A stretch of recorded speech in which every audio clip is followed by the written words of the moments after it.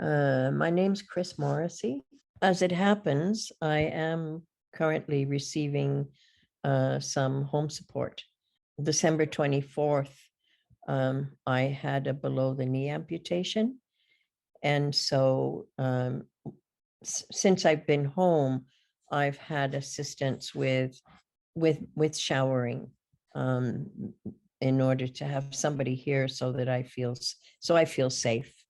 One of the things that's always challenging for me now, but I also, my partner who died 5 years ago also had home support. So both as myself as the recipient, as well as the family member, partner of someone who was receiving home support. One of the things that is important to me is that people know that I'm a lesbian, and that not only do they know, but somehow or other, and I don't quite have an answer for this, that they kind of let me know that they're aware of that, and they're fine with that. One of the challenges when people come into my home, anybody's home, I guess, when it's an unknown person, I never know what their response is going to be like. And when you have home support, especially under the conditions these days, where primarily you're getting either meds or you're getting personal care, it's a very intimate kind of situation. Right? I mean, I have a woman who comes in once a week and assists me with my shower. So the woman that I have who comes regularly, who's currently on vacation for the last 2 weeks, but when she's come in, it's been really clear to me in terms of conversations that we've had and that she's initiated, that not, it doesn't matter that she knows I'm queer, but that I know that she's queer positive. So I think that's so that I don't have to be beating around the bush or trying to figure out, is it safe to talk about my life or not safe to talk about my life? So that's the most important thing for me in terms of having someone come into my home to provide care, especially when it's that kind of intimate personal care that one is receiving. I'm going to pretend that you're an expert in this field now, and can you tell me, and what if somebody is operating a care home and they would like to aspire to be seen or have their staff be queer positive, what kinds of things would they need to know?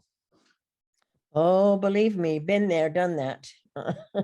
Because Bridget, my partner, was diagnosed with dementia. And at a certain point in her illness, I was no longer able to look after her at home. And so she ended up going into a long-term care, residential care facility. So I've been through this on a very personal level with Bridget. So I guess the first thing I need to, when I go into some place that's new to me, I do a scan. I scan the environment to see what I can see, to see what I hear, that gives me some indication that in fact this place is queer positive, and that there's a level of awareness that some of the people who are going to come into that residence who need support and service will in fact be members of the queer community. And so that, again, it's that question of the visibility. I know from stuff that I've read and also from stuff that I've heard that many older folks, many older queers have this sense that they have to go back into the closet if they need that kind of support. Now, I'm I'm out and I've been an activist for many years. I'm not going back in any closet, nor did I go back into a closet when I was with my partner.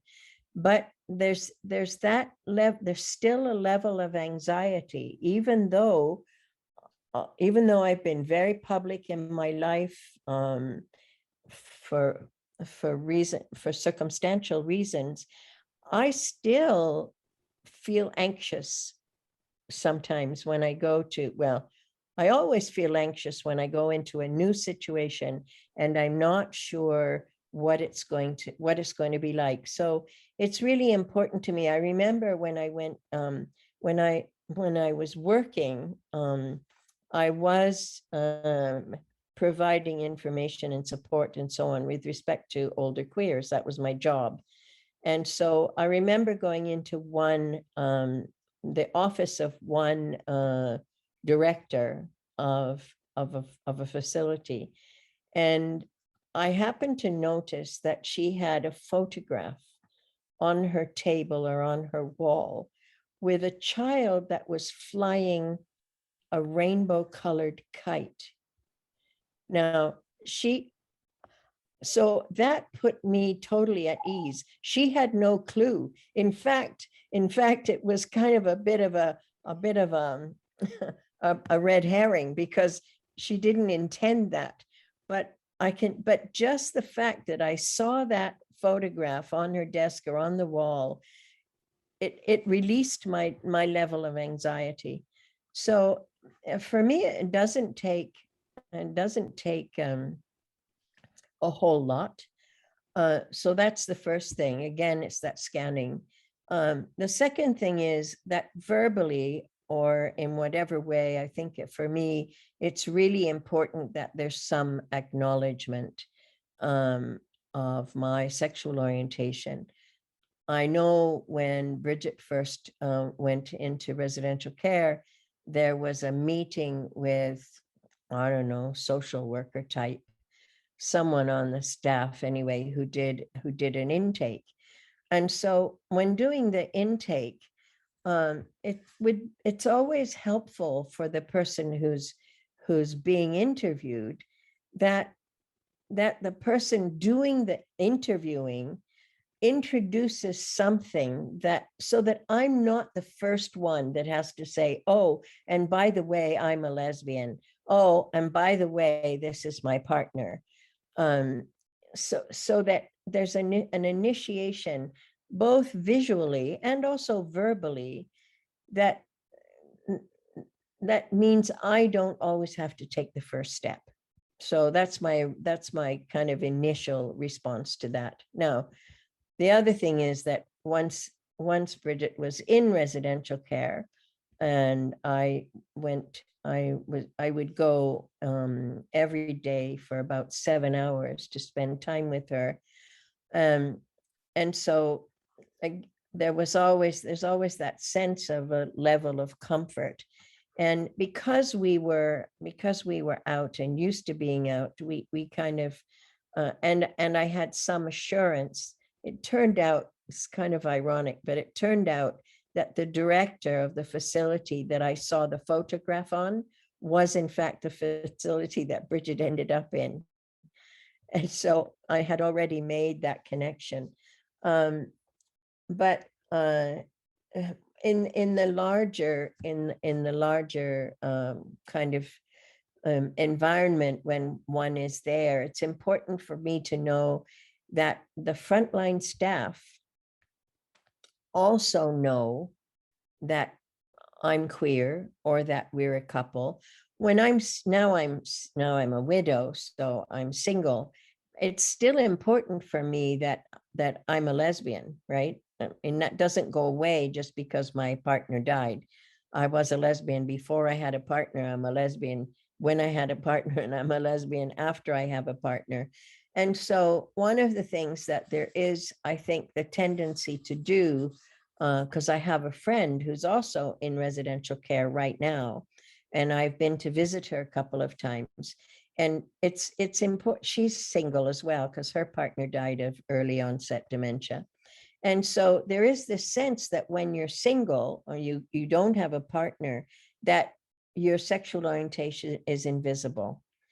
And so I think it's important that the frontline staff know that just because my friends would come and visit, like I go to visit my friend who's in a facility. I go with another friend and we both go. And so the visitors that I have are likely to all be queer. And so that's kind of my family, right? That is my family. I don't have biological family members who'd be coming to visit me. And so it's important to me that those people are sort of recognized and greeted and so on in exactly the same way that that friends, spouses, siblings of other residents are recognized. And there's one more thing. When Bridget was in, one of the things that I know that always happens in residential care facilities is they celebrate, now that COVID's over, hopefully people will start celebrating again, but they celebrate major holidays. So they celebrate Christmas, they celebrate Easter, they celebrate Chinese New Year, they celebrate St. Patrick's Day, they celebrate, God knows, they celebrate, but they do not celebrate Pride. And where Bridget was, I initiated a Pride celebration. I said, look, this is our week or day. And so it's really important that be acknowledged in a public way, in the same way that Chinese New Year or Easter or any of those other holidays are celebrated. I ended up initiating it. I ended up buying a big slab cake with a rainbow on it and so on.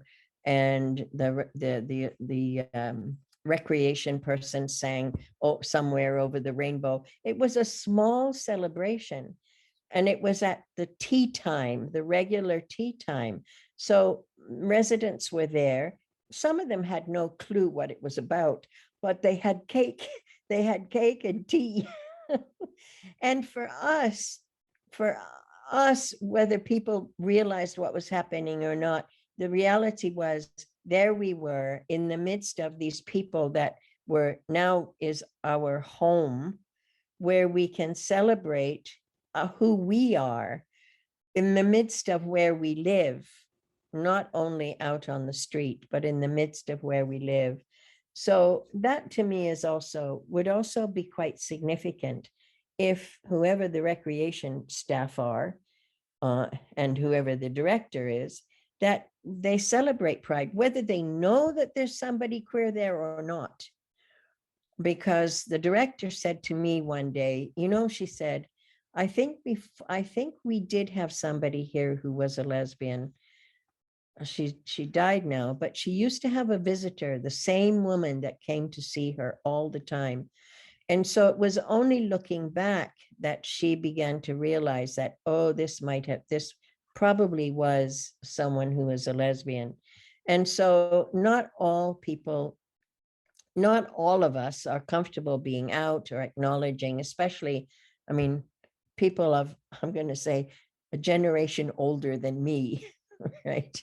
So I don't know what that means, because I'm 78. So whoever the generation older than me is are probably the ones that are more likely to be still very closeted. And they're going to stay closeted unless it's clear that there's some environment there that's open and friendly and welcoming. And so the other piece that I want to add into this is, I'm assuming that the first available bed policy is still in practice. Actually, first available bed did go through some changes. And oh, good. So that's much better. Because even with that policy, I know that the case managers would make an effort to put somebody, and I'm going to say a Chinese person, in a place where they would be comfortable, where there'd be access to food and language and things like that. But when I talked to people, they didn't seem to think that being queer would have the same, people who are queer have the same need. I know when the case manager came to talk to me about Bridget going into a long-term care facility, I had already made up my mind, and I said to the case manager, I'm only willing to accept one of 3 places. And I named the places because in my job, I had already done some work with them and knew that they were queer friendly. And I said, this is me, right? I said, and if I don't get one of those 3, I'm going to the CBC. So we got one of those 3. But I'll tell you another thing, because for quite a number of years, I was on the City of Vancouver Seniors Advisory Committee. I was one of the 2 representatives from that was involved in the redesign of Dogwood. And so the effort was to create smaller units that had its own kitchen, its own dining room, its own sort of living area for a smaller number. And I had a conversation with the person who was responsible somehow for residential care. And I said, you know, a model like this provides an opportunity within the larger structure for there to be a place where, if LGBT folks wanted to, there could be a place, a smaller place that could be set up that way. Rather than because one of the things, I don't know if you noticed, but when you go into these residential care facilities, all the pictures on the walls are all nondescript, pastel colored pictures of flowers and gardens and so on and so forth. Well, I'm queer, that doesn't do anything for me. But everybody else is quite happy because it's all very nice and calm and soothing and so on and so forth. But that, not for me, right? If there was a small section like that was primarily for LGBT people, then it could look different than the rest of the facility. And then if straight people, if there wasn't enough queers to put in that thing and straight people had to go, well, fine. We've always had to go into straight environments. Why can't somebody who's straight come into a queer environment? And who knows, someday maybe when I need to go in a care home, I'll object to all the pastel pictures. Right? I said, put me in the LGBT. They got better pictures. Yeah, there's more life. There's more, there's more vibrancy. Because just because we're old doesn't mean that we lose those kinds of things and interest in or yeah. Now I understand that the softer colors help people to be calmer and so on, and I understand the whole stuff around dementia, having been there with Bridget, but I think I would like to see it be a bit more integrated, so it's not all pastels and flowers. Oh, Chris, that's so great. Yeah, maybe I'll just pause it. Okay, great.